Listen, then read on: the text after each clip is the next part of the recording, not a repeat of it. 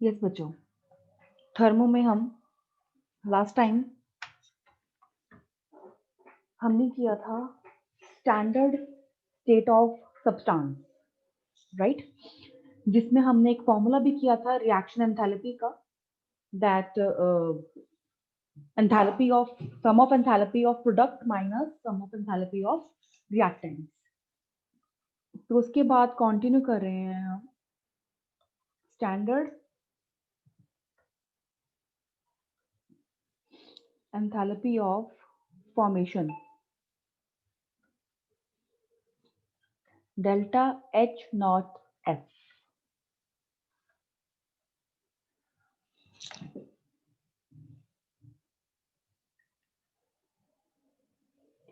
लिखो इसके अंदर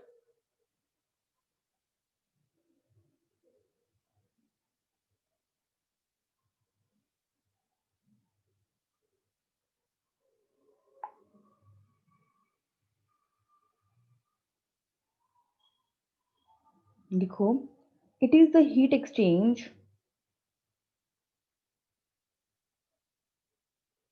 it is the, write down, it is the heat exchange happens when one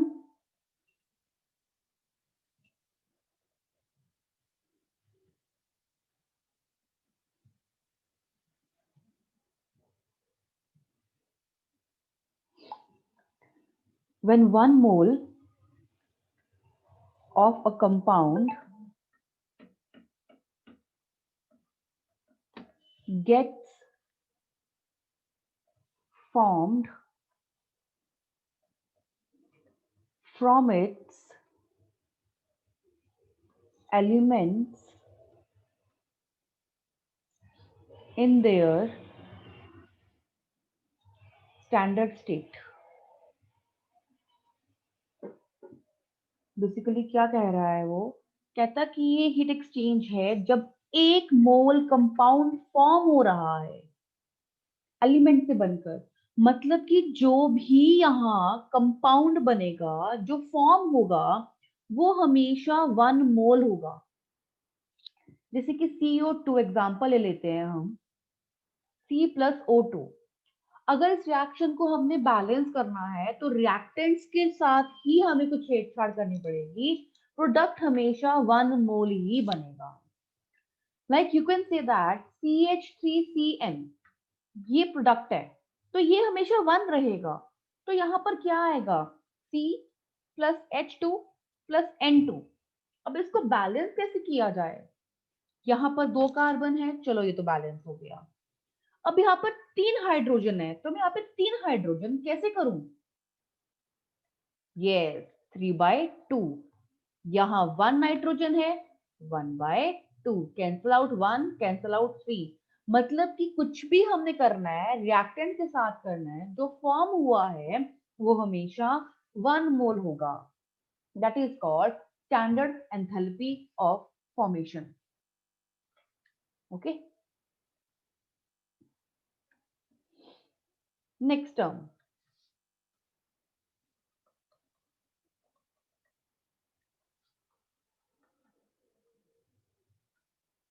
standard enthalpy of combustion delta H not combustion.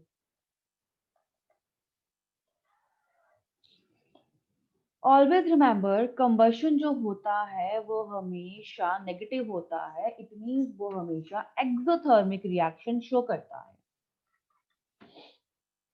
And write down it's definition, it is the heat energy released when 1 mole of any substance gets burnt completely in oxygen.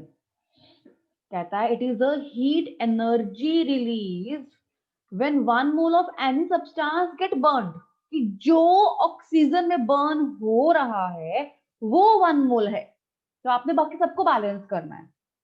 Example, C2H6 burn हो रहा है, CO2H2O बना रहा है। हमें पता है कि कंबशन हमेशा कार्बन डाइऑक्साइड और वाटर बनाता है, बट बर्न कौन हो रहा है?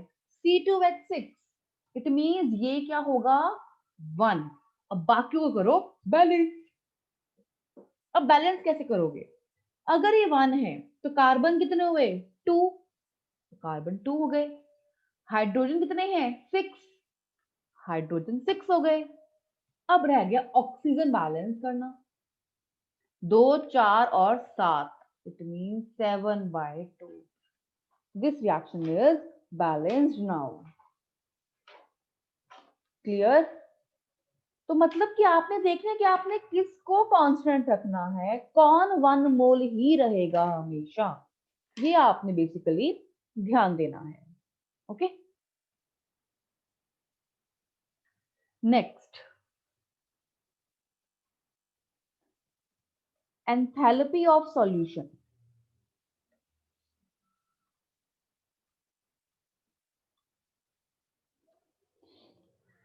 एंथैल्पी ऑफ सॉल्यूशन लिखो, when 1 mole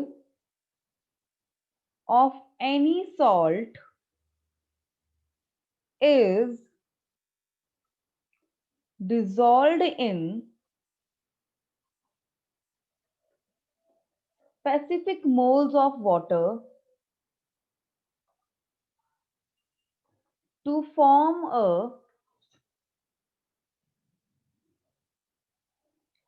solution is called enthalpy of solution। जब हम एक मोल सॉल्ट को डिसॉल्व करते हैं किसी स्पेसिफिक मोल्स ऑफ वाटर में, मतलब कि हमने 1 मोल सॉल्ट लिया, specific moles 10 moles of water लिया, तो उस सॉल्यूशन को हम क्या बोलते हैं? Enthalpy of solution.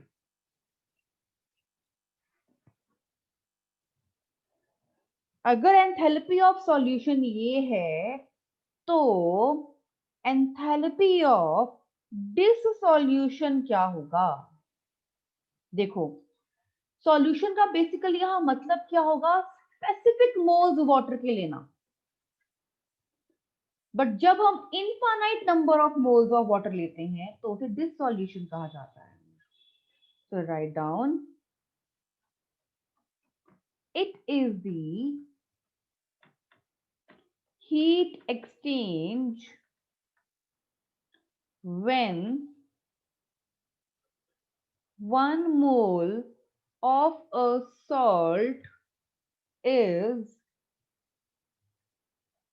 dissolved in infinite moles of water such that further addition of water does not change the value of H, delta H। कहते हैं अगेन 1 मोल ऑफ सॉल्ट ले रहे हैं but infinite moles of water, और उस case में जो water को ऐड कर रहे हैं उसकी डेल्टा एच की वैल्यू में कोई चेंज नहीं आता।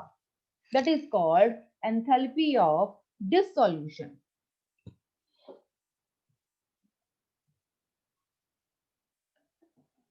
हमारा लास्ट टर्म है ये एंथैल्पीज का, enthalpy of dissociation and enthalpy of atomization।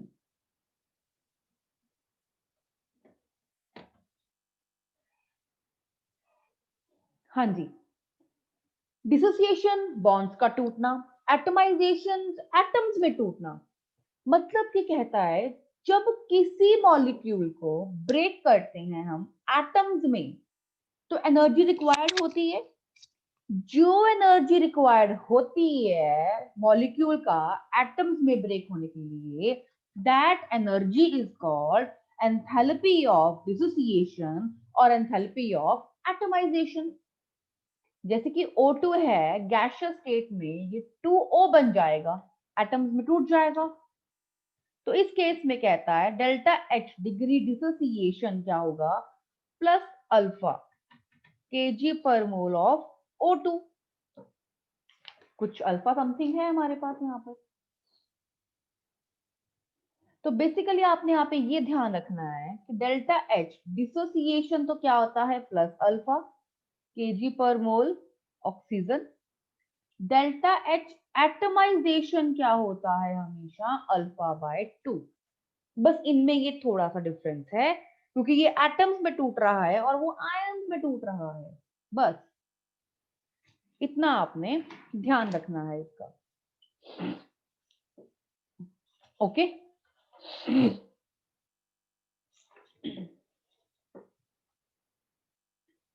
आगे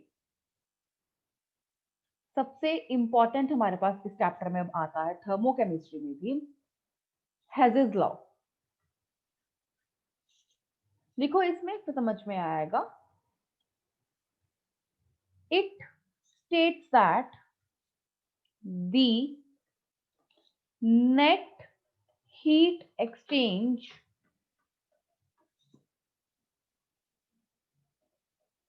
during a particular process always remains constant whether the process is carried out in a single step or a multi step। कहता है net heat exchange during a particular process, एक process के दौरान जब वो constant हो जाता है, चाहे वो सिंगल स्टेप में हो चाहे वो मल्टीपल स्टेप्स में हो। सपोज प्रोसेस ए से डी जा रहा है, कुछ डेल्टा H नॉट की कुछ वैल्यू है, तो इसे एक स्टेप पे कर दो या नंबर ऑफ स्टेप्स कैसे बन सकते हैं, ए से बी जाएगा, बी से सी जाएगा, देन सी से डी जाएगा। इसका डेल्टा H डिग्री 1 आ जाएगा, डेल्टा H नॉट 2 आ जाएगा, डेल्टा H नॉट 3 आ जाएगा। तो डेल्टा H नॉट क्या हुआ, सभी का सम। तो कहता है ये सिंगल स्टेप में लिखो या मल्टीपल स्टेप्स में लिखो, आएगा तो ये ही। ठीक है, क्योंकि अगर मैं इसको इज इक्वल टू साइन लगा दूं तो बी से बी कैंसल, सी से सी कैंसल, पहुंच गया ए से डी। और कब लगाऊं, कैंसल क्यों हुआ, जब सभी को हमने ऐड किया। तो बात घूम फिर के वही आ जाती है। तो बेसिकली सिंगल स्टेप में करो मल्टीपल स्टेप में करो, जब वो कांस्टेंट हो जाए पर्टिकुलर प्रोसेस, उस हीट एक्सचेंज को हम क्या बोलते हैं, हेजेस लॉ। ओके। इसी में ही एक बात आती है, कहता है any chemical balanced reaction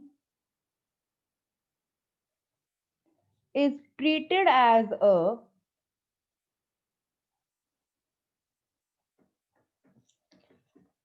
thermochemical equation if it is written along with its delta H naught।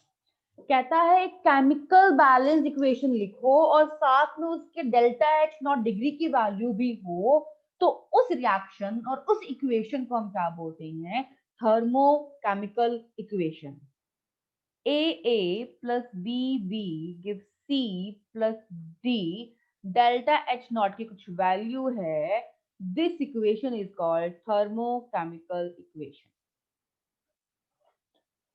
In equations में हमने क्या ध्यान रखना होता है?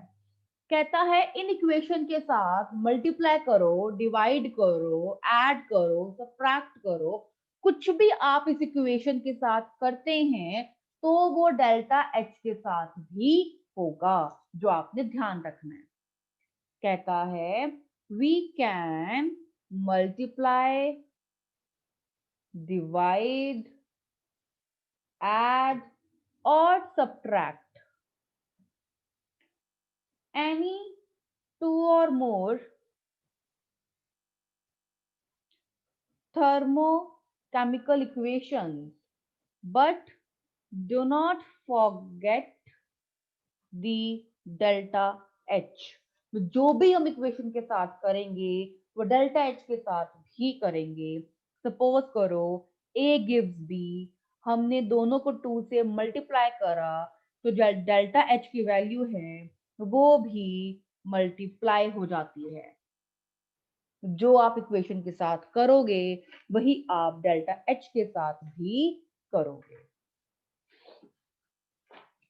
ओके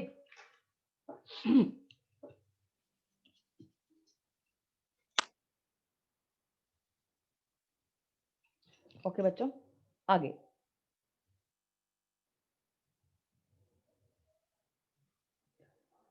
अगला टॉपिक हमारे पास आता है यहाँ पर लैटिस एनर्जी। ये आप लोगों ने पहले भी केमिकल बॉन्डिंग में पढ़ा होगा। लैटिस एनर्जी क्या होती है? Write down the energy required to break 1 mole of a solid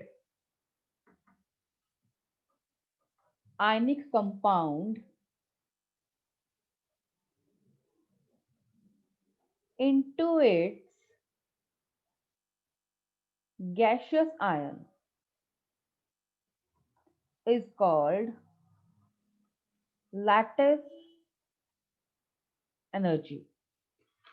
ठीक है ना, कि एक मोल सॉलिड को ब्रेक करने के लिए और गैसियस में कन्वर्ट करने के लिए, कि एक मोल सॉलिड है हमारे पास, इसको ब्रेक किया और गैसियस में कन्वर्ट किया, दैट एनर्जी जो यहाँ पे लग रही है उस एनर्जी को हम बोलते हैं लैटिस एनर्जी। ओके, और लैटिस एनर्जी में हम एक प्रोसेस फॉलो करते हैं। लैटिस एनर्जी को कैलकुलेट करते हैं through very important term Born-Haber cycle। Basically, this cycle is to calculate the lattice energy। Haber cycle, एक साइकिल की बात कर रहे हैं ना, अब एक साइकिल फ्लो होगा, ठीक है, इससे ये बना, उससे ये बना, उससे ये बना, उससे ये बना, सभी को ऐड करके क्या बना? Lattice energy. तो basically we follow a process which is called as Born Haber cycle, and इसको हम यूज करते हैं लैटिस एनर्जी को कैलकुलेट करने में। अभी क्या है बॉर्न-हेबर साइकिल? देखो, हमने ये रिएक्शन लिखी,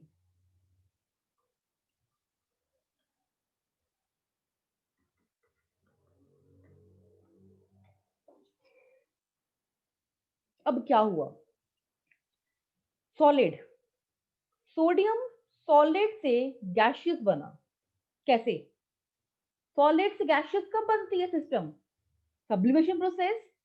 तो इस केस में डेल्टा H1 क्या हुआ? एंथैल्पी ऑफ सब्लिमेशन, और एटमाइजेशन भी कह सकते हो कि एटम इसमें टूट गया सॉलिड से गैसियस में। ओके, अब वो गैसियस बन गया, अब क्या करेगा वो इलेक्ट्रॉनिक? लॉस करेगा। जब इलेक्ट्रॉन लॉस करेगा ये साइकिल, तो उसे हम क्या बोलते हैं? Ionisation enthalpy. तो ये तो मेरे पास आ गया ये चीज। अब आते हैं क्लोरीन पर। Cl2 से Cl, 2Cl, गैशियस, ठीक है। बट मैंने क्या किया यहां पर, और दिस इज कॉल्ड, ये टूट गया आयंस में, एंथैल्पी ऑफ डिसोसिएशन। और मैंने क्या किया, हाफ और हाफ, और ये भी हाफ। क्यों किया बताती हूँ, क्योंकि मुझे यहाँ पे सिर्फ एक क्लोरीन चाहिए, सिंगल क्लोरीन, वो 1 मोल चाहिए ना मुझे यहाँ पर। जब ये 1 मोल हो जाएगा, इलेक्ट्रॉन गेन करेगा और क्लोरीन -1 बनाएगा। जब इलेक्ट्रॉन गेन करते हैं तब क्या होती है, electron gain enthalpy. Now positive, this negative gives NaCl solid, that is energy. क्या होती है, इससे ये भी बना सकते हो आप और इससे ये भी बना सकते हो आप, ठीक है। और ये क्या हुआ, this is called lattice energy. Now add all this, सभी को हम करेंगे ऐड। जब ऐड करेंगे, इससे ये कटा, इससे ये कटा, 1 इलेक्ट्रॉन से 1 इलेक्ट्रॉन ये कटा, इस क्लोरीन से ये कटा, तो बचा क्या भाई, बचा क्या, this Na solid plus this half Cl2 gaseous gives this NaCl solid। तो इन सब की वैल्यूज को भी हमने क्या किया, ऐड किया। This is called standard enthalpy of formation, delta H1 plus delta H2 plus delta H3 plus delta H4 plus delta H5। तो इसे कहते हैं Born Haber cycle, which is used to calculate the lattice energy। Okay, clear. Last topic हमारा thermochemistry का, that is bond energy. इसको ऐसे denote करते हैं, very important, bond energy, the energy required to break 1 mole of a particular bond in a gaseous state into its gaseous atom। जब 1 मोल bond को gaseous state से break करने के लिए जो एनर्जी चाहिए, that energy is called bond energy. Example के तौर पे हम कह सकते हैं जैसे C बॉन्ड H, हमें इसे तोड़ना है, तोड़ के क्या बन गया, ये एटम्स में कन्वर्ट हो गया। तो डेल्टा H क्या है यहाँ पर, बॉन्ड एनर्जी का साइन C बॉन्ड H, ये हमें तोड़ा, this is called bond energy. अब इसके क्वेश्चन कैसे होते हैं, और वही इंपॉर्टेंट है हमारे लिए। चलो जैसे कि हम एक क्वेश्चन लेते हैं, इसका एक क्वेश्चन सॉल्व करते हैं इसका, बॉन्ड एनर्जी का। कहता है यूज बॉन्ड एंथैल्पी और bond energy data to calculate delta H for the reaction C2H4 gaseous H2 gaseous C2H6। कहता है बॉन्ड्स कौन कौन से हैं, CC का सिंगल बॉन्ड, CC का डबल बॉन्ड, CH का सिंगल बॉन्ड, HH का डबल बॉन्ड। बॉन्ड एंथैल्पी, सभी के हमें एनर्जीज दी हुई हैं।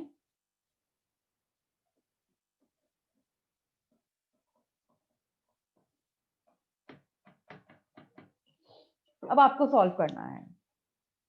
देखो C2H4 स्ट्रक्चर ड्रॉ करो पहले,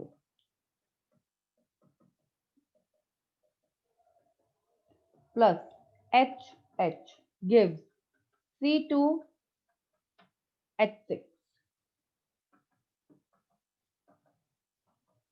अब लिखते हैं फॉर्मूला क्या होता है डेल्टा एच निकालने का। बॉन्ड एनर्जी में bond energy reactant minus bond energy product. Reactant ये है, क्या दिख रहा है मुझे, सी में double bond, energy double bond plus एक सी एच, दो सी एच, तीन सी एच, चार सी एच, चार ई सी एच प्लस एक एच एच माइनस प्रोडक्ट में एक सी सी नजर आ रहा है मुझे, प्लस एक दो तीन चार पांच छ, छह मुझे सी एच नजर आ रहे हैं। ये भी सी एच है, ये भी सी एच है, प्लस 4 माइनस 6 माइनस 2। तो मेरे पास बना double bond C plus E H H minus E C minus 2 of E C H. इन सभी की वैल्यूज मुझे यहाँ पे दी हुई है, ये सारी वैल्यूज यहाँ पुट करो, ट्वाइस करना है, जो करना है वो करो और आप आंसर निकालो। ऐसे क्वेश्चन आते हैं बॉन्ड एनर्जी से। क्लियर बच्चों यहाँ तक? तो यहाँ पे थर्मोकेमिस्ट्री खत्म होती है। इस चैप्टर का लास्ट टॉपिक रह गया है एंट्रोपी एंड गिब्स की एनर्जी। तो कल के लेक्चर में मैं वो खत्म कर दूंगी, आपका चैप्टर कंप्लीट हो जाएगा। Just one more lecture and chapter is complete. Okay okay बच्चों, बाय, टेक केयर।